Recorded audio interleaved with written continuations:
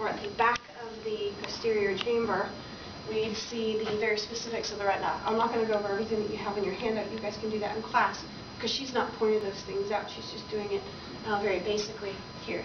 But the three layers, the retina is made up of many different layers. Okay, we've got all kinds of different cells there. It's going to be quite thick, and it's going to be that innermost layer.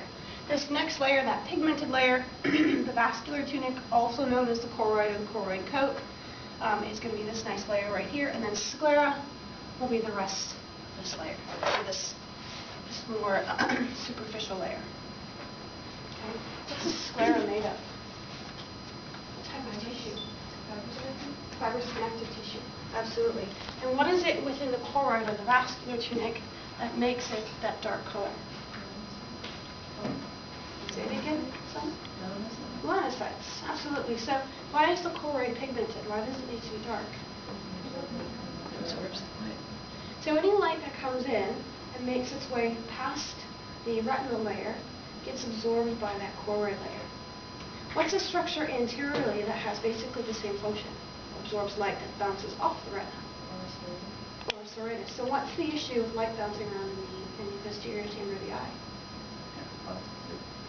What's that, Robert? Does it amplify it? Not necessarily. Well, if you're thinking about wavelengths of light or energy coming together, when energy comes together, it can come together in basically two different ways. Those wavelengths can be the same wavelength and meet one another, and we call that constructive interference. So we can get those two waves coming together and make one big wave, or we can get wavelengths that are at opposite, basically opposite wavelengths. So we might have like one big one and one like medium-sized one. When they come together, cancels everything out. Right? So that would be called destructive interference. So in some cases that light can be amplified, but it doesn't amplify everything necessarily, but what happens is that light starts to bounce around in the eye, doesn't it? Distorting our vision. Okay, so we don't want our vision to be distorted. We want it to be as clear as possible. Okay, so the oris auratum will absorb any light that's bouncing around, and so will the choroid. I don't know if we talked about it in this class, but have you guys seen the commercial for the car? Did we talk about this? The commercial for the car where there's almost like no noise on the inside from the car, where the car makes almost no noise. Did we talk about this? No.